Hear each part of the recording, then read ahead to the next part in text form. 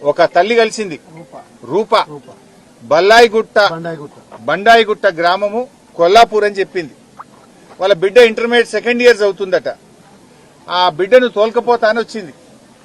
నిన్న నా బిడ్డ ఈ హాస్టల్లో కలుషిత ఆహారం తిని వామిటింగ్స్ అయినాయి, కడుపు నొప్పి లేసింది, మోషన్స్ అవుతున్నాయని బిడ్డ ఫోన్ చేస్తే ఆ అమ్మాయిని తీసుకుపోదామని వచ్చాను.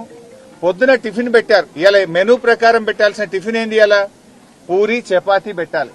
పెట్టింది ఏంది? అన్నం సాంబార్ పెట్టిందట. ఆ సాంబార్లో కూడా పురుగులు వస్తే నా బిడ్డ తినలేదట సార్. ఇవాళ పొద్దున కూడా సాంబార్లో పురుగు వచ్చిందని చెప్పి ఆ రూప అనే తల్లి చెప్తా ఉంది. ఈరోజు అంటే నిన్న మధ్యాహ్నం సంఘటన జరిగింది. కనీసం తెల్లారన్న మంచిగా పెట్టారా? మెనూ కూడా ఫాలో గారా?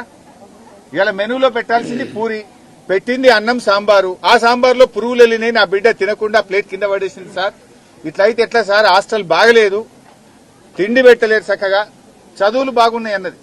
ఏమాట కామాట ఉన్న నిజం చెప్పాలి. చదువు బాగానే ఉంది కానీ తిండి చక్కగా లేదు, నీళ్లు రావడం లేదు, బాత్రూంలకు పోతే కక్కస్తున్నది, వామిటింగ్స్ వస్తుంది. ఎప్పుడైనా పోయి మేము చూడ్డానికి పోతే అసలు నిర్వహణ ఏమాత్రం బాగలేదు అని చెప్పి తల్లులు ఒకవైపు బాధపడుతున్నటువంటి పరిస్థితి ఉన్నది.